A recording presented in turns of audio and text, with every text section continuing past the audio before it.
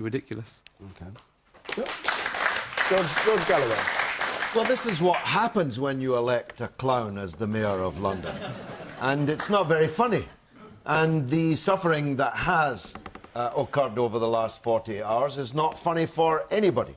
And it's not funny for the workers who had to lose 2 days' pay over it. By the way, the workers voted to strike. I wouldn't like anyone to be misled. You support trade unions like the rope supports the hanging man.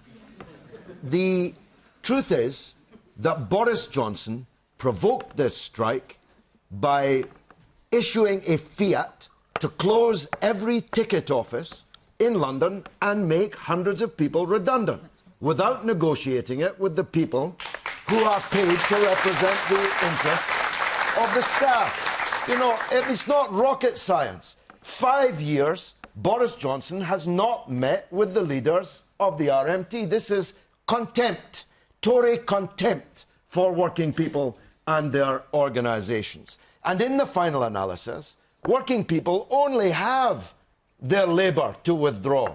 They don't have your money. They don't have the money that the people in the City of London have. They don't have any power except their own labour power and the right legally, democratically to decide to withdraw it for a day or two.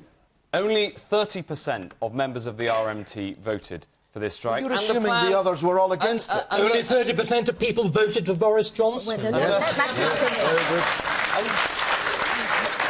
the plan is perfectly reasonable and not to close every ticket office. And in fact, well covered. Why are you saying that? It is to close every single ticket office on the London Underground. You don't even know what your own mayor's doing.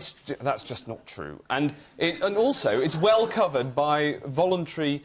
People applying for voluntary redundancy. It's a perfectly reasonable plan, and there's no good reasonable argument for bringing London to a halt. All right, the woman up there. Well, firstly, I think it's really unfair of you to suggest that people are just striking to prevent people from getting to work. They're striking because they're angry. Yeah. And if politicians are just going to say they're only going to consider helping them in the future, then it's no wonder that they want to strike to begin with. OK. Yeah. And you, sir, in the centre there.